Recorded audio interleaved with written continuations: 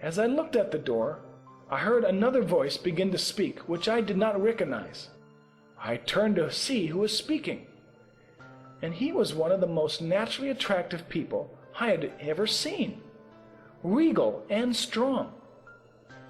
"I am Abel," he said. "The authority that the Lord is about to give his people is the anointing of true unity. When there were just two brothers on earth, we could not live in peace with one another. From my time until yours, mankind has walked in the way of increasing darkness. Murder will be released on the earth as never before. Even your world wars were but birth pangs leading to what is to come. But remember this, love is stronger than death. The love that the Father is about to give to those who serve him will overcome death." "Please tell me everything you have been given to tell me," I responded, knowing that he had much to say. "My blood still speaks. The blood of every martyr still speaks. Your message will live on if you trust in the life that you have in God more than you trust in the life that you have on earth. Do not fear death, and you will overcome it.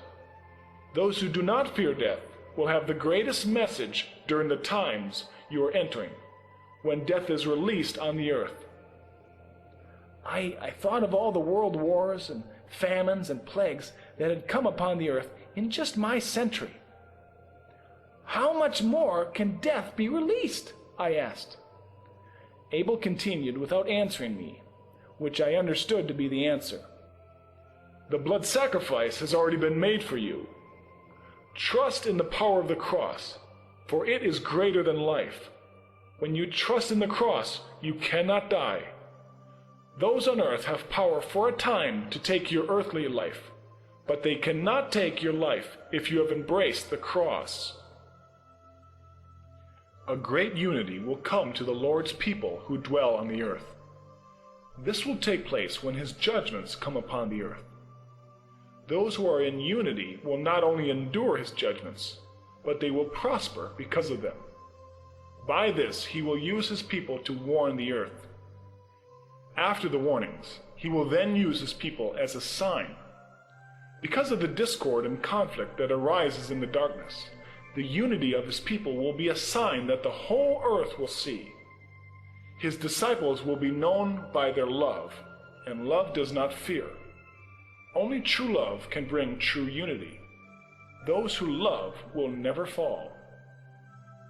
True love does not grow cold, but true love does grow. Love releases life. Another man who looked almost exactly like Abel came and stood beside him. "I am Adam," he said. "I was given authority over the earth, but I gave it to the evil one by obeying evil. He now rules in my place and your place. The earth was given to man, but the evil one has taken it. The authority I lost was restored by the cross. Jesus Christ is the last Adam, and he will soon take his authority and rule. He will rule through mankind because he gave the earth to mankind. Those who live in your times will prepare the earth for him to rule." "Please tell me more," I asked, a little surprised to see Adam, but wanting to hear everything he had to say. How do we prepare for him?" "Love," he said. "You must love one another. You must love the earth, and you must love life. My sin released the death that now flows as rivers upon the earth. Your love will release rivers of life. When evil reigns, death is stronger than life, and death prevails over life. When righteousness reigns, life prevails, and life is stronger than death. Soon the life of the Son of God will swallow up the death that was released through my disobedience. It is not just living that you must love, but life. Death is your enemy. You are called to be messengers of life. When the Lord's people begin to love, he will use them to release his judgments. His judgments are to be desired.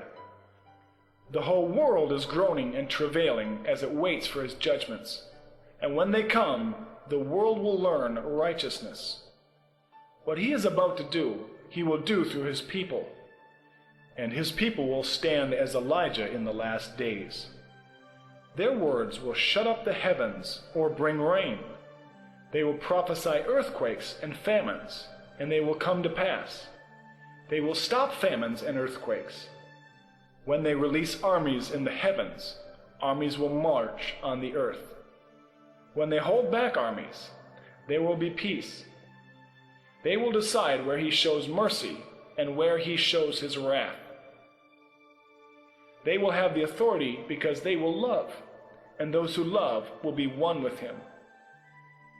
What you will see through that door is to help prepare you for what he is about to do through his people. I know authority. I also know the responsibility of authority. Because of the great authority that I was given, I am responsible for what has happened to the earth. Even so, the grace of God began to cover me, and God's great redemption will soon swallow up my mistake. Peace will be taken from the earth, but you are called to help restore it.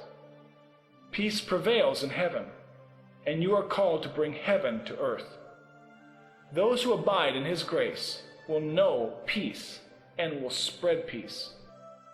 The earth itself will shake and tremble. Times of trouble greater than have ever been known will begin to move across the earth like great waves of the sea. Even so, those who know him will not be troubled. They will stand before the raging of the seas and say, "Peace, be still," and the seas will be calm. Even the least of his little ones will be like a great fortress of peace that will stand throughout all that is coming. His glory will be revealed to his people first, and then through them. Even the creation will recognize him in his people and will obey them as it does him. This is the authority that I had, and it will be given to mankind again. I use my authority to turn paradise into a wilderness. The Lord will use his authority to turn the wilderness into paradise again. This is the authority that he is giving to his people. I used mine wrongly, and death came. When his authority is used in righteousness, it will release life. Be careful how you use authority. With authority comes responsibility. And you too can use it wrongly. But you will not do this if you love. As all of heaven knows, love never fails. Well, what about the earthquakes, famines, and even wars that you said would be released on the earth? Won't this be releasing death? I asked. All the death that is coming upon the world is being allowed to prepare the way for life. Everything that is sown must be reaped, unless those who have sown evil call upon the cross in spirit and truth. The army of the cross is about to be released, and it will march in the power of the cross, carrying the offer of mercy to all. Those who reject the mercy of God have rejected life.